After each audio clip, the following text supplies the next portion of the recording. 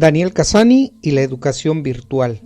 Tantas horas en línea seguidos no las aguanta nadie. Hay que diversificar las opciones de enseñanza.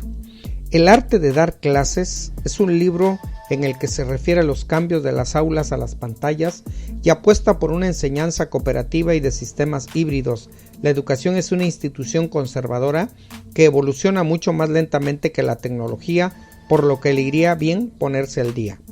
Han ocurrido chascarrillos, anécdotas, videos convertidos en virales, pero también testimonios de profesores frustrados por la poca o nula atención de sus alumnos ante las clases online. Pantallas en negro y micrófonos apagados. También hemos visto noticias de estudiantes sobre los techos de sus casas buscando mejor señal de internet y profesores haciendo cosplay para capturar la atención de sus alumnos. Hoy, ya casi año y medio, producto de la pandemia del coronavirus, se aceleró la educación digital, lo que produjo una serie de inconvenientes y algunas ventajas. Quizás las familias compartieron más en sus hogares, pero el confinamiento también dio paso al estrés y ahora, a menos de 2 meses, iniciarán las clases presenciales. Pero, ¿los padres y tutores enviarán a sus hijos al colegio? Los directores de escuelas del país compartieron sus experiencias y plantearon sus desafíos para el 2022 en relación con el año pasado. Los principales problemas que abordaron fueron la falta de acceso a tecnología y conectividad, el desgaste emocional y el desafío de reestructurar el currículum pedagógico para desarrollarlo a distancia. Ante estos temas y problemáticas, entrevistaron a Daniel Casani en The Clinic, académico español y lingüista, doctor en Ciencias de la Educación de la Universidad Pompeu Fabra de Barcelona, autor de libros como Describir el escribir, La cocina de la escritura, Taller de textos, quien ahora publica el libro El arte de dar clases, que es el libro que voy a compartirles. En la descripción del video les dejaré el enlace para que ustedes puedan descargar este libro. El mejor docente no es aquel que habla más o mejor, sino el que sabe organizar la clase para que hablen los alumnos con interés del contenido del programa. Dar clase hoy no significa dar lecciones magistrales, sino planificar actividades. A Daniel Casani le hicieron una entrevista del cual puedo rescatar las preguntas y las respuestas más significativas a esa entrevista. La primera pregunta fue: debido a la pandemia llevamos casi 1 año y medio viviendo una dinámica de clases online. Aparte de las reflexiones que parecen obvias, la pérdida del contacto directo profesor-alumno, la falta de experiencia social, ¿qué otras ventajas y desventajas ve en estos meses? Su respuesta fue la siguiente. Para empezar, mucha gente está descubriendo las ventajas o posibilidades de la interacción digital o en línea. Aunque ya existieran, muchos estaban adheridos o acostumbrados al cara a cara y no habían descubierto las ventajas de lo digital. Estamos viviendo una aceleración o incremento de la comunicación y la educación digital, pero también es cierto que es un cambio forzado, obligado, no voluntario, y eso se nota en las formas de adaptarse. La educación a distancia remota, ya sea por correo, teléfono, televisión y ahora internet, siempre fue asíncrona, sin coincidencia en el tiempo, pero el salto a la educación digital que hemos vivido en la mayoría de los países ha sido síncrona. Dar clases con los mismos horarios y roles de docente y alumno, pero desde casa, por Zoom, Meet, Jitsi, Teams o lo que sea. Y claro, tantas horas en línea seguidas no las aguanta nadie. Hay que reconsiderar esta adaptación y diversificar las opciones de enseñanza. ¿Qué ventajas podría ayudar a futuro? Entre las ventajas de la educación en línea es el acceso a todos los recursos de la red, el ahorro de tiempo, movilidad y papel. Hemos escuchado varias veces lo de esto ha venido para quedarse después del virus o nunca habíamos tenido tanta participación en estas reuniones cuando lo hacíamos cara a cara. Pareciera que niños y jóvenes se adaptan más rápido al sistema de clases online, sin embargo, disfrutan con la virtualidad cuando hay entretención y menos cuando hay exigencias. ¿Sigue siendo en este punto labor del profesor el saber mantener la atención o son las bases de un sistema de educación que debe replantearse y cómo proceder ante el alumnado? Su respuesta fue la siguiente.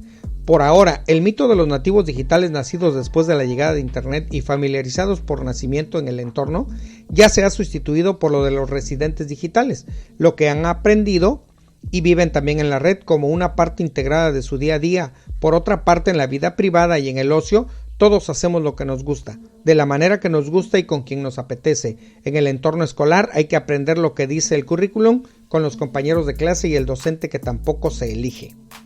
¿Qué consejos daría a padres o tutores muchas veces estresados que debido a la crisis sanitaria se encuentran haciendo teletrabajo mientras en el mismo hogar sus hijos estudian e intentan comprender materias y resolver frente a la pantalla?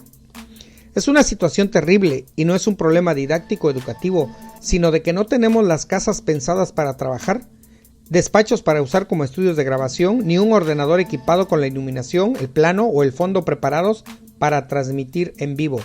Creo que los docentes y los centros educativos deberían incorporar este punto en su currículum y propuestas y avanzar en flexibilizar la educación síncrona, en combinar espacios asíncronos con material y tareas que puedan resolver en cualquier momento con tutorías y sesiones breves síncronas, seamos niños o adultos que no se aguantan muchas horas seguidas pegado a la pantalla dando clases. En el libro El arte de dar clases valora la educación cooperativa.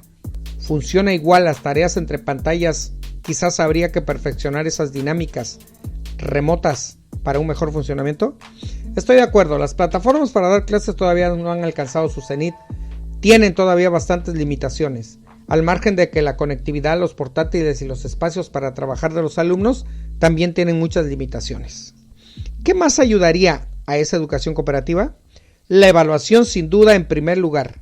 ¿Cómo vamos a transformar la educación si los exámenes más importantes como acceso a las universidades, a determinados estudios, medicina, son individuales? También necesitamos, los docentes, mucha formación en trabajo cooperativo. Ante el uso masivo de la tecnología que precipitó la pandemia, ¿se habla de un nuevo paradigma que cambiaría también el modelo educacional? ¿Cómo ve estos cambios y qué es lo que más le preocupa y más le ilusiona? La tecnología de comunicación y cooperación entre científicos ha facilitado el récord de desarrollar vacunas en menos de un año.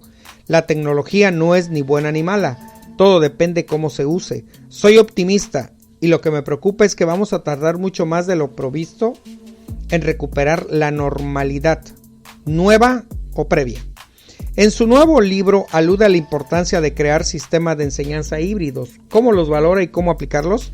Los sistemas híbridos o duales son las clases que en una parte de los alumnos están físicamente en el aula y en otra parte en su casa o en otro lugar. La pandemia también dejó al descubierto la brecha digital, por lo menos en Latinoamérica.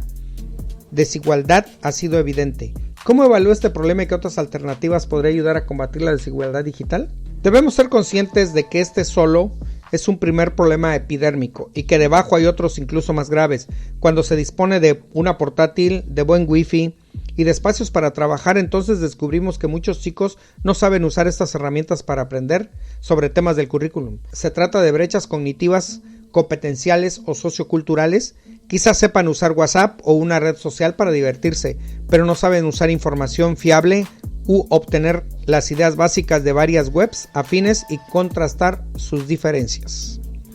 Reitero, en la descripción del video les dejaré el enlace para que ustedes puedan descargar este libro completo, analizarlo y socializarlo con sus compañeros maestros.